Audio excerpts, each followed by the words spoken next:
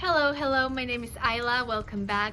And in this video today, I want to talk to you about the 3 reasons that I've identified why your affirmations might not be working, and also give you the solutions so they can work in your life.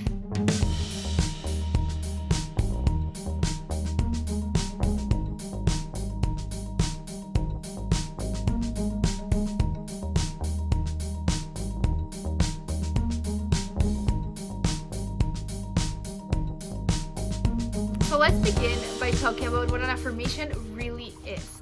So an affirmation is all about recognizing that you create your results. And then you use an affirmation to give your mind a different way of thinking and feeling that is in alignment with what it is that you want. So it is a very powerful tool, but it does need to be used correctly in order to work. So the very first thing is that a lot of people use affirmations that only reach their conscious level and they don't go into the subconscious. How does this look like? Well, let's say that, for example, you say you're bad at public speaking. So you create an affirmation that says, I am amazing, I'm a world-class public speaker. But what you haven't realized is that you thinking that you're bad at public speaking is not your subconscious, your root belief. When you ask yourself a question, why is it that I think this way? Why would it be so bad about being a bad public speaker? Then you're gonna find your root belief. And these 2 questions are really good for helping you find that root belief. So in this case, it was actually that person doesn't feel like it's worthy of being an authority and being given attention by a whole crowd. So in this case, a good affirmation would be, for example, I am so happy and grateful now that I am an authority in my field, that I give so much service and that people and crowds love paying attention to me. See the difference? The second one is dealing with your root belief, whereas the first one is just doing with a surface problem. The second thing is all about feelings.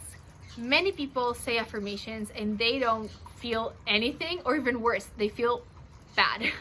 So your subconscious mind only accepts what you feel. It doesn't care about words. It only cares about how you feel when you say or hear those words. So the most important thing to do when you're saying or writing an affirmation is to ask yourself, how do I feel? You need to write an affirmation that is specific for you, for your own beliefs, like I mentioned in the first step. But then you also need to make sure that you write an affirmation that is going to really evoke the feeling within you of already having that which you want. So pay attention to the words you use to make it as emotional as you possibly can for you specifically. In The Power of Your Subconscious Mind, Joseph Murphy says that mental conflict is going to create the exact opposite of what you want. And this is exactly the third and my last point in this video. Most people, a lot of people, when they say affirmations, they're actually creating mental conflict. And this is related to the earlier step. This is why it is so important for you to pay attention to how you feel. Because very often, when we're in the heat of something and we're really feeling negative emotion and we strongly believe in something that is not serving us, it is going to be really hard for you to in that moment just snap out of it with that opposite affirmation. Really hard, because our thoughts have energy, they have strong momentum. If it's something that we've been thinking for a very long time and with a lot of emotion right now, it's going to be really hard for us in that moment to stop that momentum all at once. So how you know is by how you feel. If you say an affirmation at one time and you actually even become more aware of the absence of what it is that you want, then you're in mental conflict. In these cases, the best thing to do, and what I invite you to do, is to go general. What this means is start thinking about something else, or start thinking even about that same situation, but in a much more general perspective. Or go for a walk, go take a warm bath, go watch a funny movie. Just take your attention off those details for a little bit. Just start going general. Your affirmations are best done, and this is something from Joseph Murphy from The Power of Your Subconscious Mind as well. Your affirmations are best when they're as detailed as they can be, but still produce a positive emotion. Your subconscious mind does love details. So make it as detailed as you can, but only up to that point where you still feel really good. So let me give you an example. Let's say that you want more wealth in your life. So you start saying the affirmation, I make 30K months. I am a person of success that makes 30K months. But that is getting you into mental conflict, so it's actually getting you to experience negative emotion. What you do here is create a different affirmation that is a little bit more general, as detailed as it can be, but still producing that positive emotion. So in this case, it might be, for example, I am so happy now that I know that I am worthy of receiving the abundance that I want. Or I am so happy knowing that there is more than enough for everyone and that I am very worthy of abundance and wealth in my life.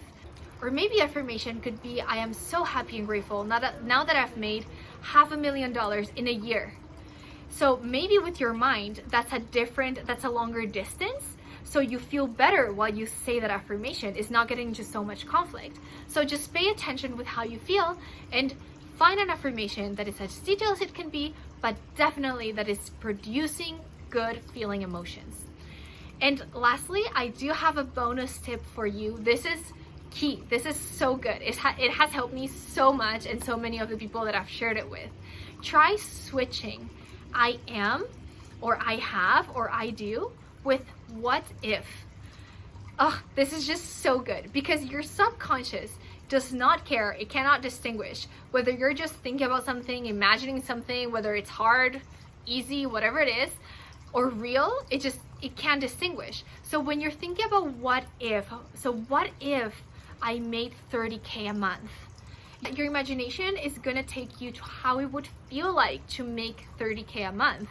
So there's no mental conflict there, and you're still reprogramming your brain to think about how it would be to make 30K a month.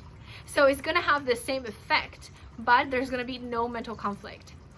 So honestly, just the best tip that I can give is pay attention to how you feel while you're saying that affirmation.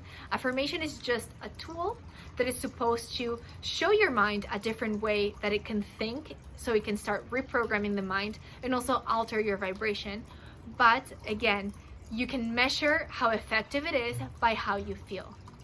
So these are 3 tips that I think are amazing. You know, the people that I've shared it with have really had major shifts in using affirmations and using any kind of tool, really, because it does apply to anything. This applies to visualization as well. If you're starting visualizing, let's stick to that example, 30K in your bank account, and you start feeling anxious because you don't know how you're gonna do it, stop it. Just start visualizing you happy because you're driving a nice car. Whatever it is that is not detailed enough to create that mental conflict and is gonna evoke those feelings. So this is gonna make such a difference in the way that you make affirmations or any other tool, and I really hope that you enjoy it as much as I do. If you do, let me know in the comments, and I will see you on the next video.